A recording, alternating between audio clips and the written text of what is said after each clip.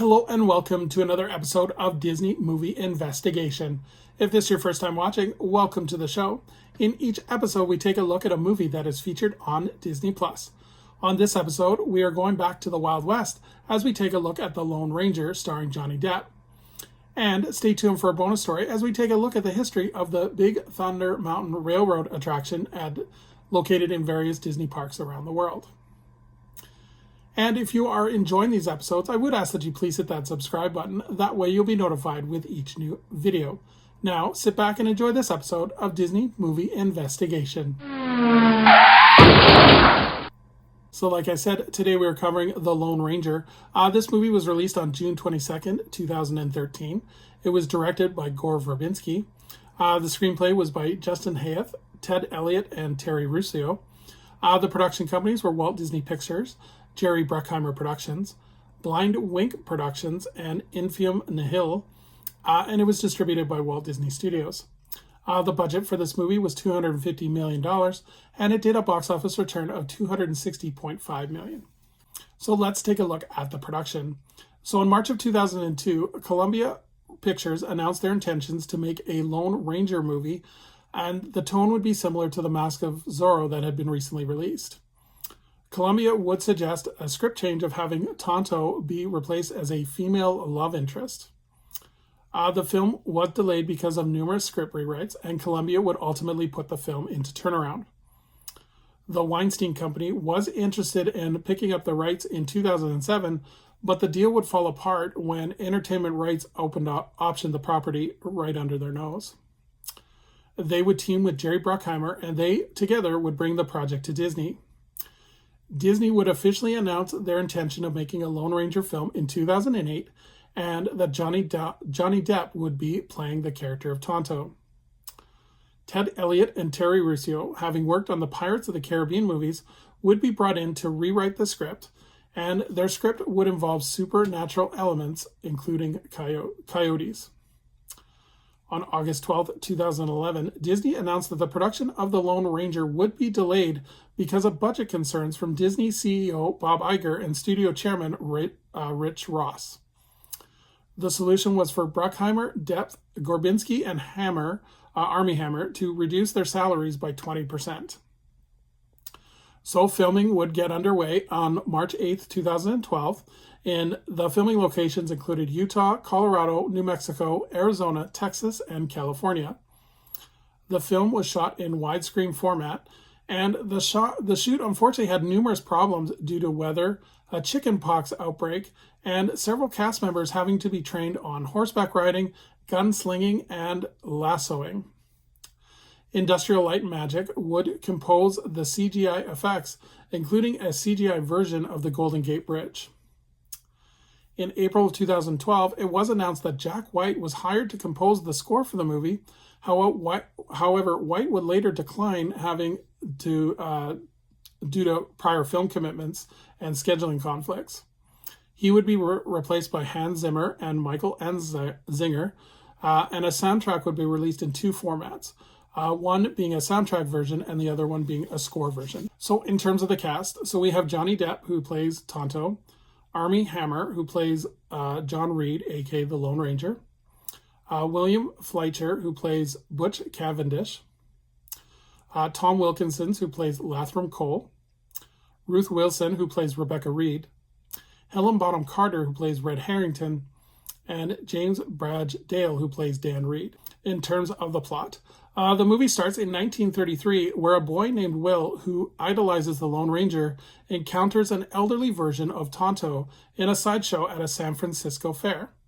Tonto proceeds to recount his experiences in the Old West, and the story starts in 1869, where lawyer John Reed returned home to Colby, Texas via the uncompleted Transcontinental Railroad, managed by railroad tycoon Lathram Cole. Unbeknownst to Reed, however, the train is also carrying Tonto and outlaw Butch Cavendish, who is being transported for hanging after being captured by Dan Reed, John's Texas Ranger brother. Cavendish's gangs rescues Butch and derails the train, and Tonto is subsequently jailed. Dan deputizes John as a Texas Ranger, and with 6 others, they go after the Cavendish gang. So in terms of the promotion of the movie, the Autry National Center would exhibit costumes of both Depp and Hammer through a loan from the Walt Disney Archives. The first trailer of the film would be released at San Diego Comic-Con in 2012, and then another trailer being released at the Super Bowl in 2013. The film was scheduled as the closing film for the Terramona Film Festival, and the premiere would actually take place at the Hyperion Theater inside California Adventure.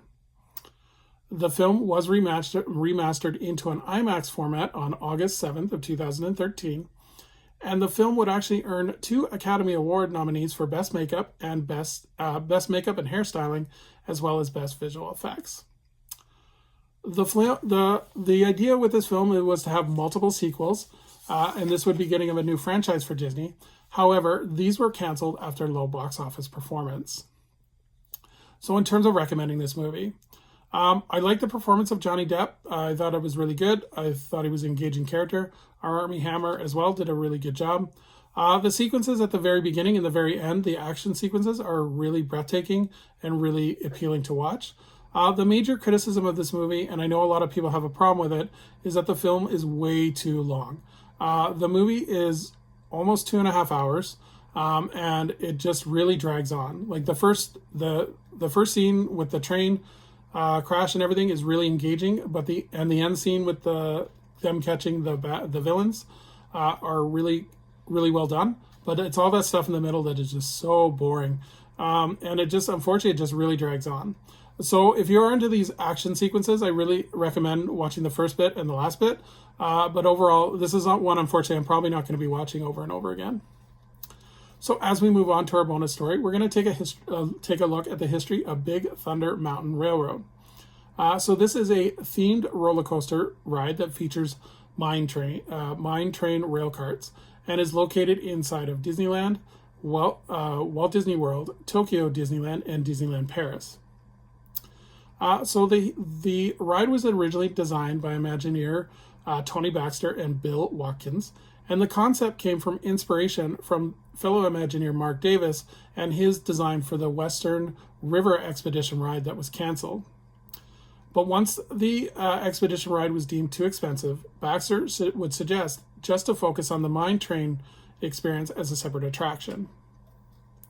So the project was initially put on hold in 1974 because resources were being focused on building Space Mountain, and that was deemed the bigger priority. However, this turnaround deemed to be a blessing because Big Thunder Railroad would be the first attraction to utilize computer-aided design. Disneyland was the first theme park to open in 1979, followed by Disney World in 1980, and then Tokyo in 1987, and then finally Disneyland Paris in 1992. Each of the 4 parks has a different ride experience and is worth checking out as the ride remains popular to this very day. There's often a huge line. I was just in Disneyland in August of this past year, and again, it was always at least an hour wait every time. And it's always an enjoyable experience, so it's a multiple ride experience. So I just thought I'd share some interesting trivia about the ride. So Dr. Wartinger would publish a paper in the Journal of American Orthopedic Association that his findings on the ride of Big Thunder Mountain actually help people pass kidney stones. So if you have a kidney stone and you're in Walt Disney World or Land, may want to consider riding the Big Thunder Mountain because it may help you pass the stone. So the sounds of Big Thunder Mountain, Railroad Mountain cars were actually used as sound effects in the Indiana Jones and the Temple of Doom movie during the minecart sequence. Disney would announce in 2022 that a Big Thunder Railroad Mountain movie was in development, but nothing as of this recording has been officially confirmed. Marvel Comics would issue a 5-part series of comics in 2015 based on the ride.